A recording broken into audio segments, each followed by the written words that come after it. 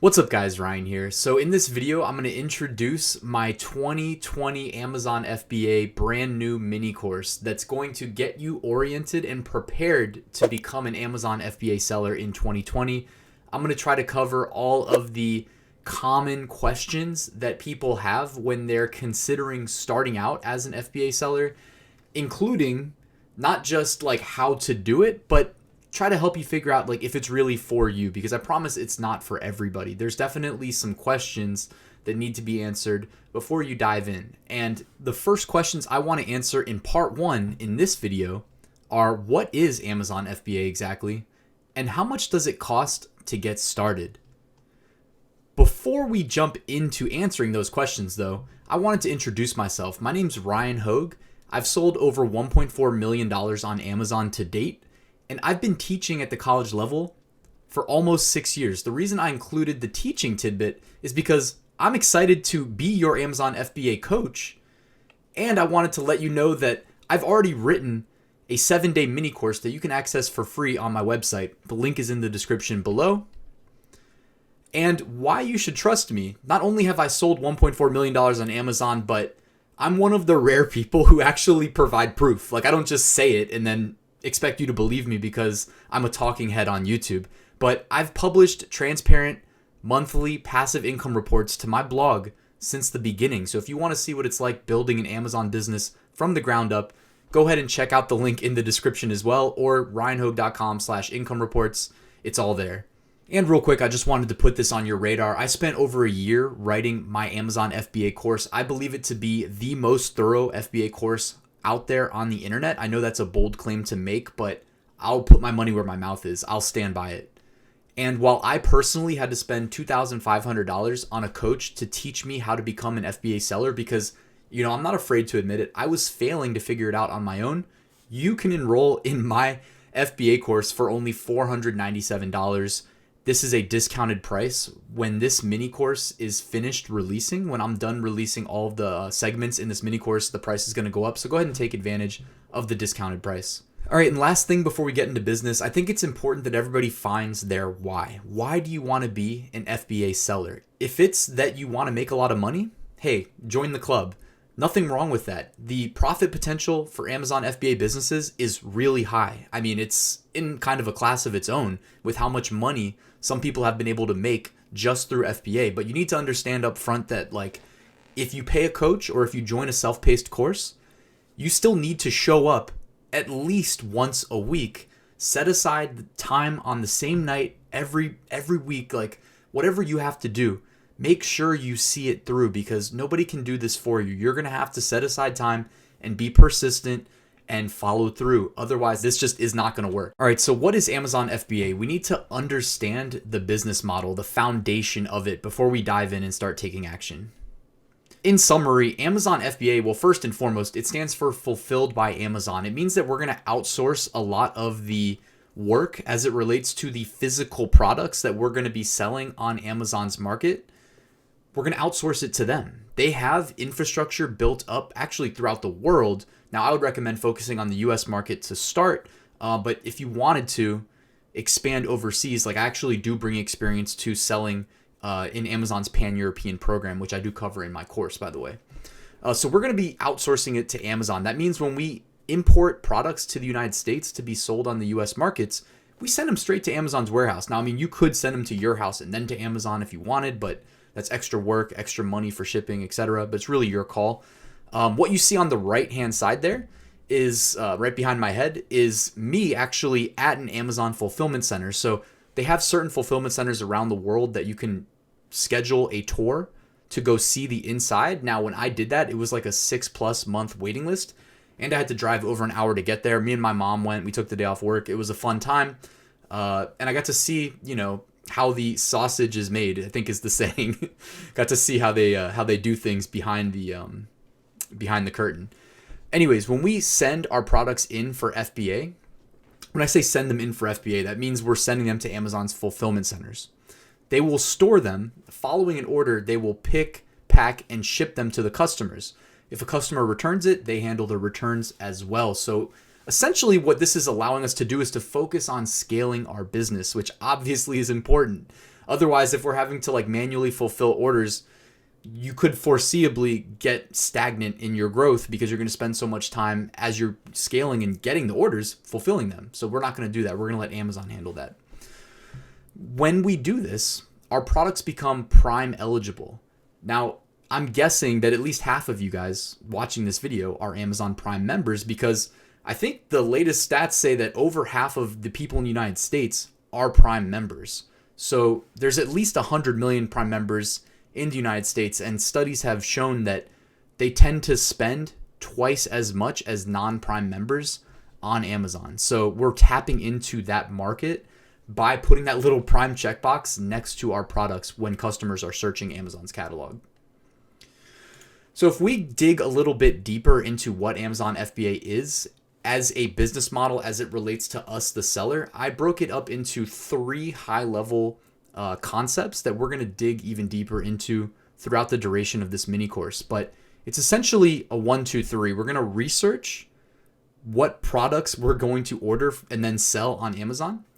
Part 2, we need to actually order them. We need to place a production order with a manufacturer, most likely overseas, internationally, to create our products, our branded products, and then have them shipped to America, to Amazon's fulfillment centers.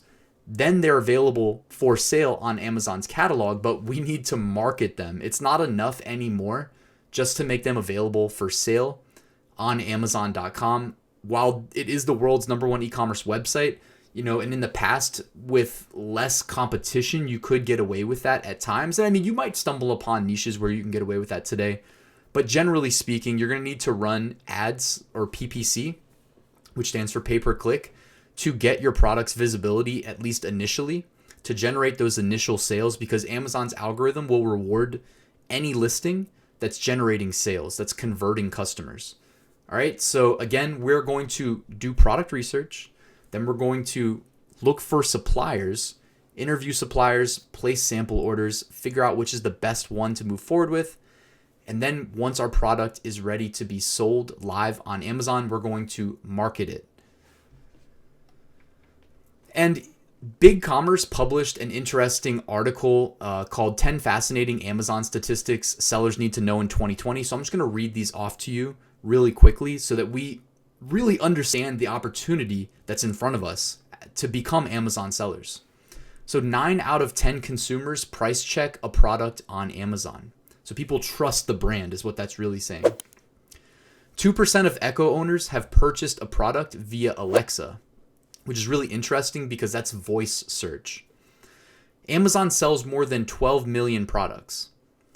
Amazon sells over 1.1 million home improvement products alone. So that means that home improvement is a big category, because typically the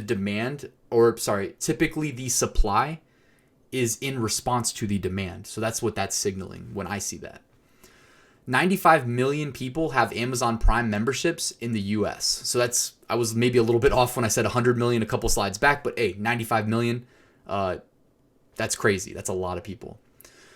And actually, you know what? I mean, that might not include the fact that like families can share Amazon Prime accounts. For instance, like I don't pay for mine. I just use my sister's account. 1.4K, so $1,400 is the average spent by Amazon Prime members each year.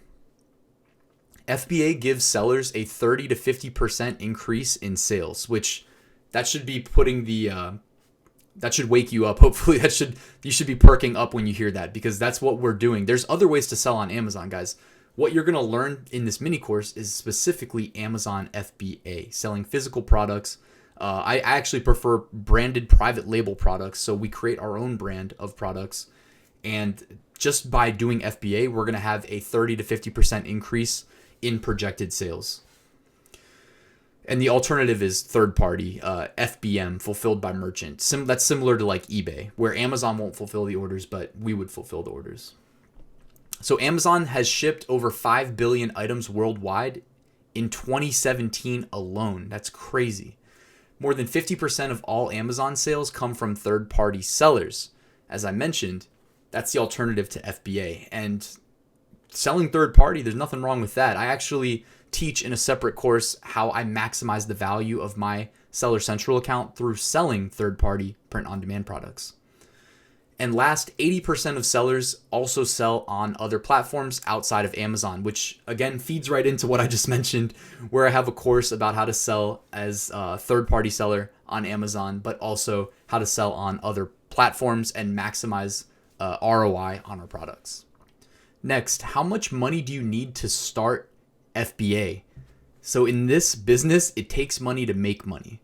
Not all businesses are that way. FBA is that way. So I came up with the figure, which is oddly specific, but $2,045. This is a conservative estimate, and I just want to make sure I state that the more cash you have set aside, the better. But let me break down how I got to this number. So what you see here is I tried to split up into two columns, what is required spending and what is optional spending. But in the ideal scenario, you are able to afford both columns that you see here. Or for the most part, both columns. I'll break down each one and kind of tell you what I think. So under required, you're not going to get away with not paying $40 a month for a Seller Central Pro account. I think that's absolutely worth every penny. Another reason that I say that is because, like I keep mentioning, you can also sell as a third-party seller, print on demand products, and it's something I teach in a separate course. But trust me, you can get a lot of value out of your Seller Central account by upgrading to Pro for $40 a month. Inventory costs. So I spent $1,600 on my first ever order of inventory for my FBA business. The lowest I've ever seen any of my students get away with spending on their first order was $800. So I averaged the two out and I came to $1,200. Inbound shipping. So like I said, it's almost a guarantee. We're going to pay a manufacturer from overseas to produce our products, but we need to get them to the United States. We call that inbound shipping. I averaged out the cost of my first order, which was $800 for inbound shipping on that $1,600 order, against my student who paid about $400 for his $800 order. Now, I'm not trying to mislead you and say that you can always just divide by half to get the inbound shipping costs. It will truly vary by things like, are you sending it via air, which is honestly what I recommend doing for your first order of a new product. That's what I did in this case.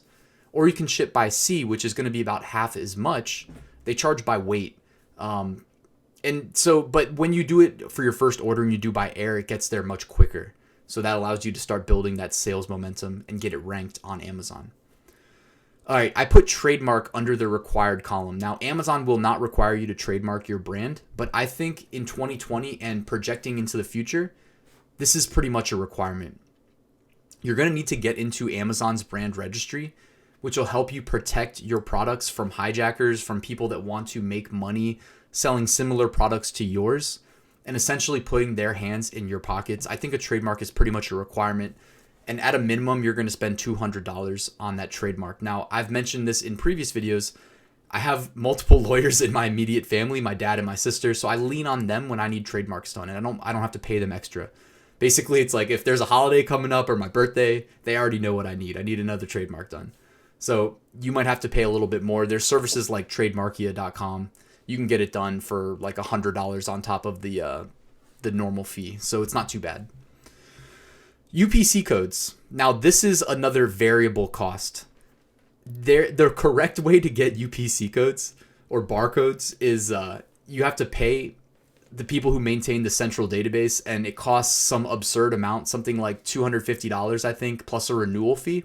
Now, I don't know many people who actually do that. I do know some, but I don't know many.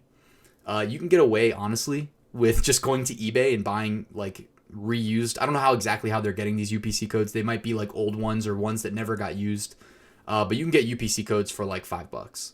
Now, disclaimer, you're not supposed to do that. And Amazon does claim that they scan their catalog for people that do that. But, I'll be honest, I've been doing it for over 3 years now, and I haven't had any issues. And I don't know anybody that has had that issue. If you have, drop me a comment below so that it's on my radar. But I know a lot of people who just go the cheap route with their UPC codes. So I'm just being upfront and honest with you guys. If you're scared, or not scared, but if you're worried about, the long-term negative impact of that on your business, go ahead and pay, $250 per. Just know that it doesn't have to cost that much.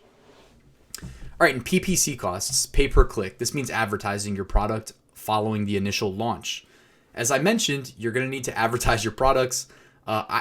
Coming from me, who has multiple products, organic rank 1 on their sets of keywords, the only way you get there is through running PPC pretty much, or you're in a category not competing with anybody, which that will not be the case for long because there's all these tools that can pretty much find these hidden niches that are getting high demand and low competition. So you're going to have to just expect to run PPC. Plus, even if you're in the organic rank 1 spot, by running ads, you're making it more expensive for your competitors to run PPC because essentially you don't want to be giving up the advertised spots for cheap to your competition because before you know it, they'll be ahead of you, right? And it's not just that simple. There's a lot more that goes into what ranks organically, ahead of others, but PPC getting visibility definitely factors in because guess what? If you're not on page 1, then customers probably won't find you. And if they don't even see your product, then you have a 0% chance of getting clicked and then getting purchased. So keep that in mind. All right, so ultimately altogether, that worked out to $2,045 as the required costs. Now, let me go over to the optional costs. At the top there, you might be wondering why I didn't put product research tools under required.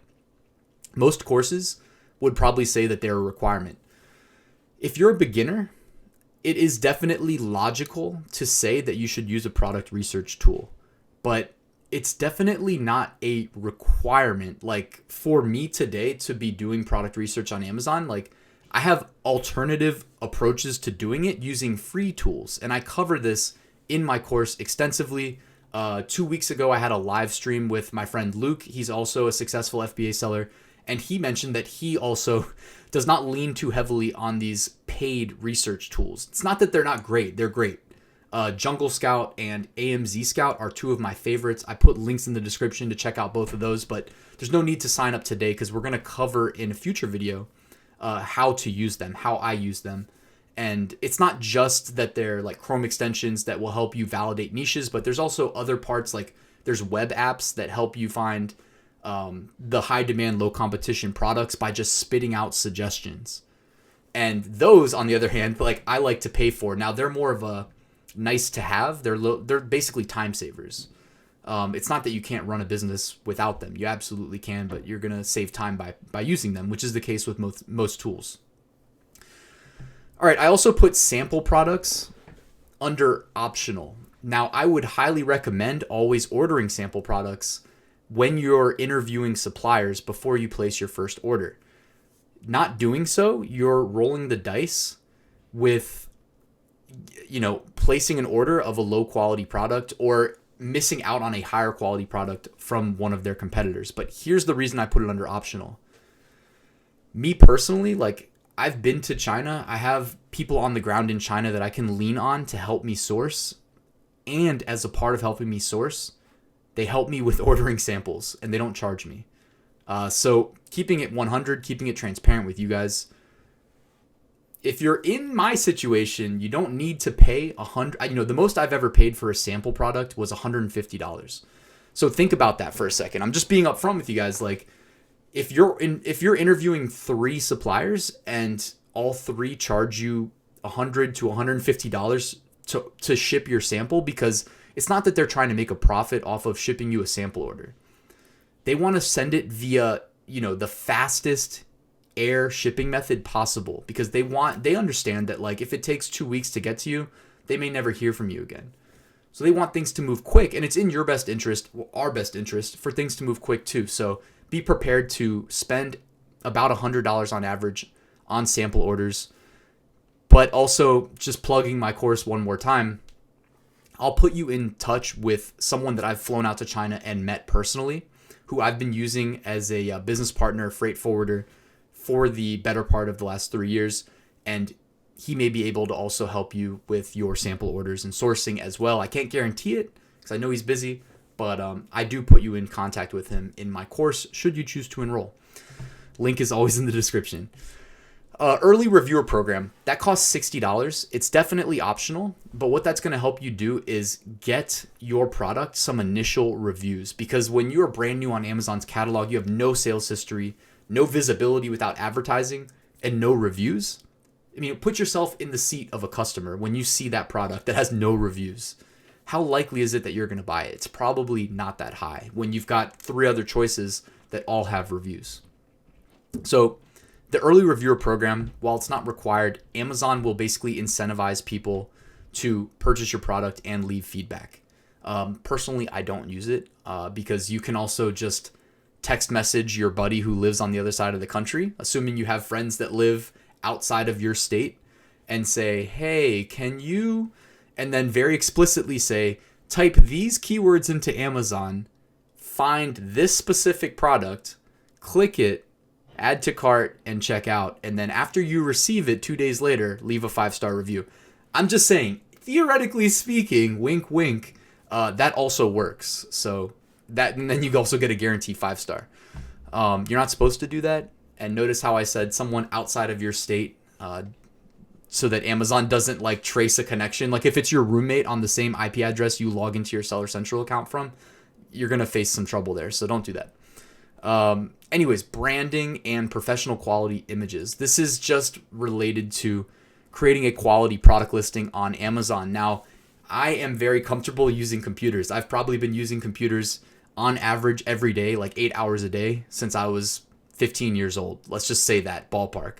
So I know how to go into Photoshop and make images look really nice. I'm also familiar with how to create high quality photos. I recently invested in a high-end camera. This is a Sony a6400, and it can take really nice photos. So between the camera and my Photoshop and graphic design ability, I can do it myself. And the reason that I put such low prices, now it may seem like a lot, $300 between branding and quality images, is that there's honestly like cheap ways of doing both. Branding, there's a website called canva.com that you can use for free and create your own brand, logo, and use you can basically use open source stock images, and it's not going to take you long, and you can do it for free.